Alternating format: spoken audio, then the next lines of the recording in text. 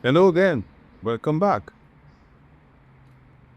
It's March 15, 2026, the 60th day of the war in Iran. I'm going to recite 3 poems today. Hold on, Shylock. Before the poems, what's going on with the resistance in America? How is that coming along? That's a very good question. It's deserving of a thoughtful answer. Now, the resistance is happening. But unfortunately, you will see it on TV or on the screens because it is below the surface. But it's happening. But to know if it's picking up steam, you have to look at the results of the special elections since Trump was elected president. Just look at the results of the special elections. I won't go into details with that, but just check that. And you see that Democrats are winning those elections by far. The next thing you need to look at is what happened in January in the protests in Minnesota, where unfortunately the lives of two freedom fighters were snuffed out by agents of the regime. Renee Nicole Wood and Alex Pretty. May they rest in peace. Now that resistance brought some results. Okay? The ICE agents were eventually evicted from Minnesota, and there were changes at the top of the Department of Homeland Security. They now have a new secretary for the Department of Homeland Security. And I believe it's as a result of that protest in Minnesota. The next thing you need to look at is going to be another No Kings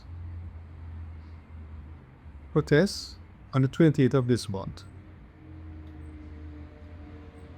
The last one was on the 14th of June last year, on Donald Trump's birthday, by the way. And that one brought out 6 million people in the streets. And we need to look and see what happened on the 28th of March this year. And that number will go. But we'll be another sign about what it's doing. Follow those. And you see that the Democrats are leading the Republicans consistently for the whole of last year and so this year so far in those polls for the midterms. I should caution that throughout history, midterms are usually won by the party in opposition. So if Democrats won those elections, it wouldn't be unusual. Okay? But the elections is won by extraordinary numbers for the Democrats.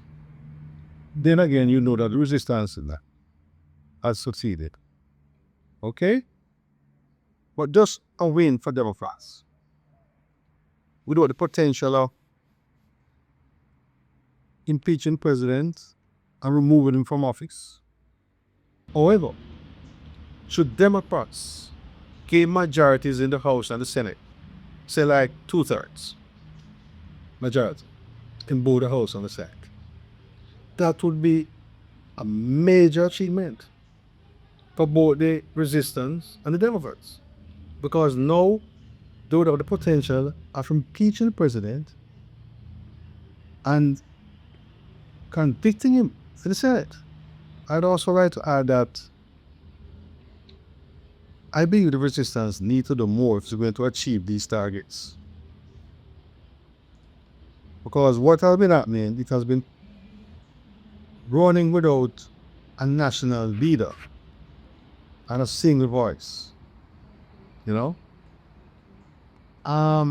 Hopefully, in the coming days, we may see a national leader emerge, but which is speaking a single voice, taking on the regime. You know? maybe this national leader will be making demands like the regime needs to follow the constitution, comply with the rule of law, end election interference, and end the massive corruption in the country. We don't went into details about that. I would just recommend that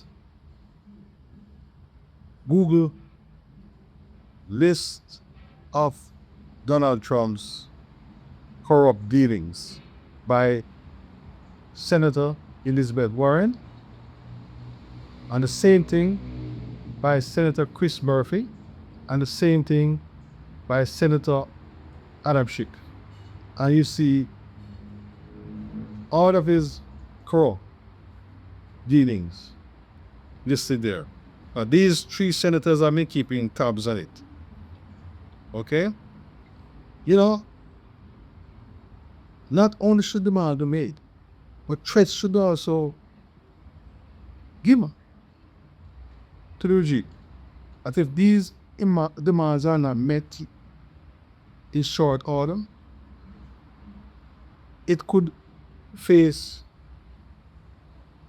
a backlash of resistance of the people to boycott and unsubscribe from enablers of the regime.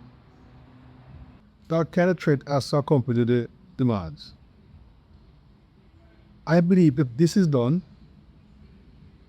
in addition to what is happening now, the resistance will attract more support from the people. And with more support from the people, the potential is there for greater success in November at the polls. I'd also want to add that the founder, Thomas Jefferson, once said, when the people fear the government, that is tyranny. But when the government fears the people, that is liberty. I think that's a good note to end this aspect of my presentation. Now to the points. I'm going to recite 3 points. They are Creed of a Freedom Fighter, When Freedom Stirs, and Mercy. Creed of a Freedom Fighter, I want to dedicate it to Renee Nicole Good and Alex Prete. Okay?